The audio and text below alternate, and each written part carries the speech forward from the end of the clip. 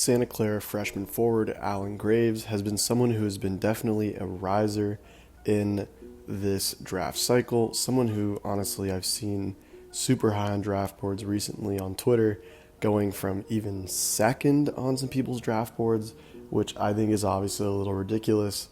But the point is someone who is not one of the most talked about prospects in the scouting world. He's definitely catching a lot of buzz as of late, and I would say that I'm pretty high on him compared to consensus as of now. And although the fact I'm not going to have him anywhere near second, for example, on my board, currently I do have him as nearly a fringe lottery grade for the reasons that I'll get into. But he was the sixth man of the year as a freshman in the WCC, playing for Santa Clara, and at 6'9", 220, and having a 7-foot wingspan and a 34-inch max vertical, he has a very intriguing build when you compare it with his style of play. At Santa Clara, he averaged 12 points per game, 6.5 rebounds, and 1.8 assists, while shooting 51 from the field overall, 41 from three, and an impressive 75 from the line. All of these efficiency stats have been great, and in my opinion, it shows to me that Alan Graves is poised to be a solid to great role player in the NBA. And, he's not the most athletic player in the world, but I think as we'll get into the film, the things he does to make up for it is very promising. Now, as a personal anecdote, he was not on my radar at all until I went to Santa Clara versus Kentucky, that round one March Madness game where Otega Owe hit one of the craziest buzzer beaters in March Madness history, shooting a half court to tie the game and bring it to overtime. But what goes underrepresented was the massive shot that Alan Graves hit before. And when I was watching that game, I couldn't believe that he was coming off the bench, especially since he completely outclassed their starting big for Santa Clara. And I was surprised that I didn't hear much about him. And then as I was doing some research for this upcoming draft, I noticed that he was on some boards, which definitely intrigued me. And so with that being said, I looked into the film and put together this video to show that, I'm actually quite excited for what he can put together at the next level. So on offense, I think that Alan Graves is somewhat of a point guard's dream, where he has a very active pick and pop game, and I love how it'll give opposing centers a lot of trouble at the next level, since he moves so much with his screens, and it's unpredictable whether he'll slip or hold the screen, and he's pretty agile with these sets. Although he's not the quickest lateral mover, he is very quick and random in the way he screens, which is great, and it's clear that he cares a lot about this, and this is one of my favorite archetypes of players. I love the movers and the screeners who go from DHO straight into gets or chase ball screens, and I love players with excellent pick and pop game. And since he is a 42% shooter from deep, I would say it's very projectable to show him as being a high-level role player at the next level. And now, although I wouldn't say his jumper has the best form and it's a little bit of a push-up, I don't mind it all too much, since he can get it off quick and well. But I do wonder if it'll get blocked in the NBA. Nonetheless, though, he does great at floating off the ball, and so that allows him to get open space, especially when you're going to consider that he'll play along higher level guards at the next level, players who would probably attract a lot more attention. He can spot up from very deep as well, and then on the interior, he has a decent floater and a push shot as well, and it's not that he isn't much of a driver, but I would say he's definitely more of an off-ball player.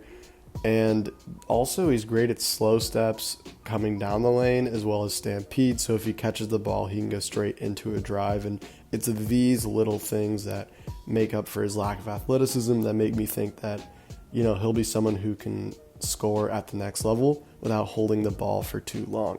Definitely more of a complimentary player, but with his sheer screening, it's been great because it's somewhat like the time he takes to get rid of the ball is very quick, but it's almost like his screening is another form of dribbling for himself. It's super impressive, and I think you can see it with the film here, that as a scorer, there's a lot to like because of his movement.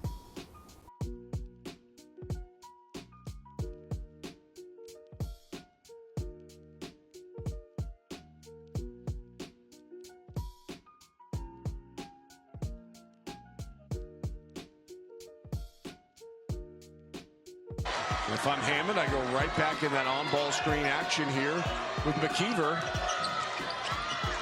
Yeah, great pass and the layup. Because they're moving the ball better, they're getting better shots. 6 of 8 from beyond the arc.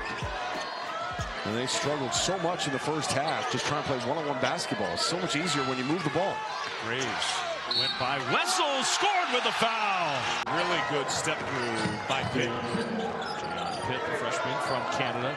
Big Canadian flavor on this Pacific team because of Dave Smart, their head coach, and his incredible history there. Being the most decorated coach in the history of Canadian basketball. Seriously. He comes with an established recruiting pipeline. There's Gray, Pajemski, Jalen Williams. I mean, those are high-level NBA players in the last few years. They develop it. There's Graves for the dunk. Nice pass. Attack and score. That was Rochelle. That was Cochran's fault, though. I mean, he closed out, and then he turned and watched. And that's what allowed him to track down his own miss and be able to finish. Graves, I mean, if you leave him open, he's making that. Relocating to a spot where he was going to be available and just too open, he's not going to miss that shot. So he's got 6, 2 of 3 from three-point range.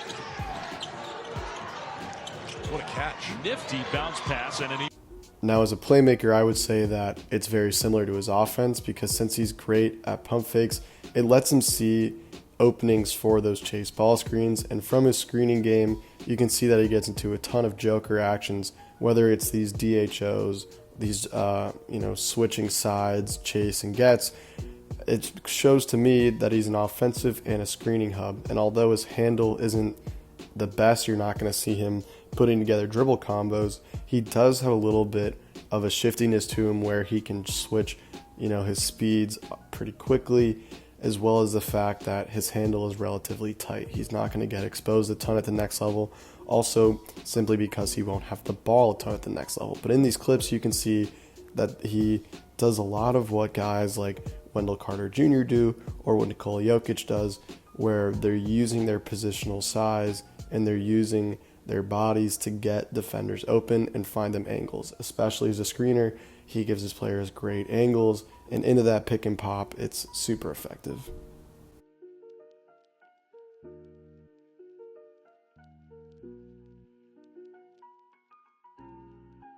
tapped it to himself.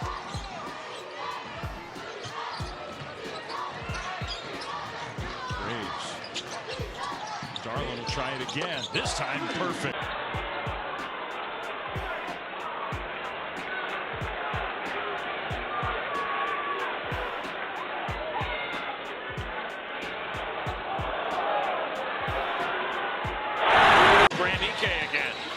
So tough in the one-on-one. Once he realized there was no double team coming, he went straight to work. And Roxy, I'm so impressed with his footwork. Seattle joining the conference this year. Next year it'll be University of Denver.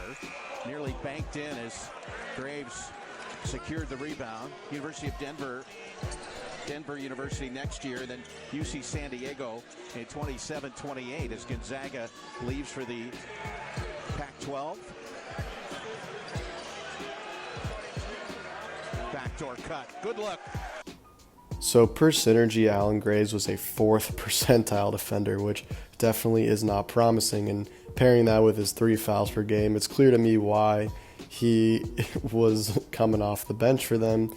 And this has a lot to do with his slow-footedness, but I will say he is an active defender, and he can stay in place and have these active hands, but these are the same hands that get him into foul trouble. Off of screens, he's a hedger, but also can play and drop. Probably more often than not, he'll play and drop, depending on how high the screen is set. And he doesn't have the quickest reaction time for contests, but I will say he does well at staying close to his man, and this is what it's going to take for him at the next level to be able to succeed in the NBA.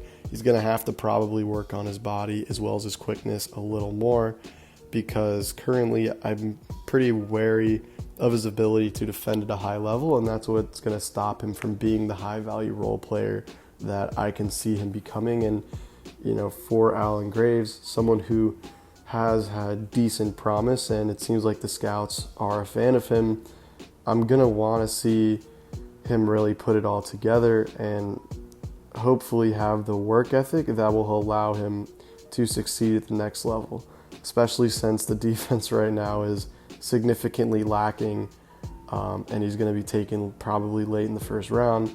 There's going to need him, like he's going to need to fix that in order to be the more versatile player that we're hoping to see. But honestly, I think the fouls is the biggest issue. I think the 4th percentile thing is probably a little bit of a misnomer, but nonetheless, on the defensive end, Alan Graves is going to have to learn to keep his hands active yet without fouling, and then probably as well figure out the quickness component in order to stay in front of guys.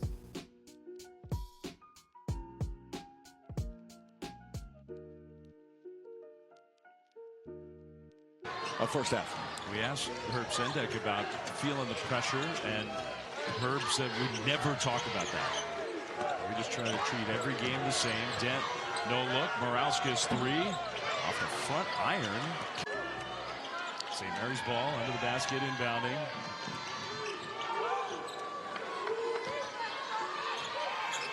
Hawks playing bigger minutes tonight with Shaw struggling so much.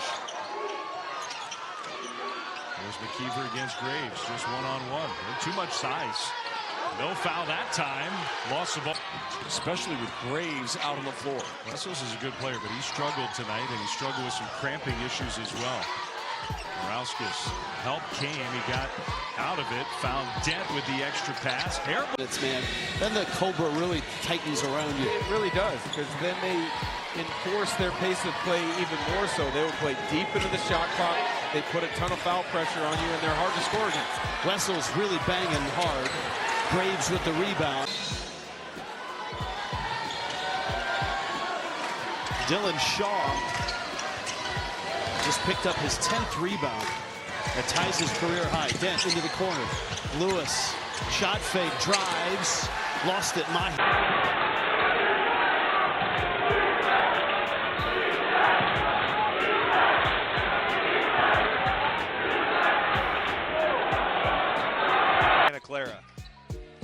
And this is just what we're going to see here.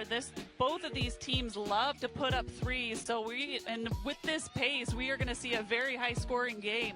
Last year, Santa Clara hit 23 threes in this building against Washington State. Emily Alaho misses that. So the reason why ultimately I'll have Alan Graves higher than some players in this draft is not because I think he's going to be an all-star by any means, but I think because of what he projects to be in the NBA is a lot safer of a pick and a lot more projectable than some other bigs, for example, like Chris Sinak Jr. or Koa Pete, because they more so have less likelihood to be a high-value role player where they are in the mold of those raw prospects who are still trying to be a star, and more often than not, that doesn't happen.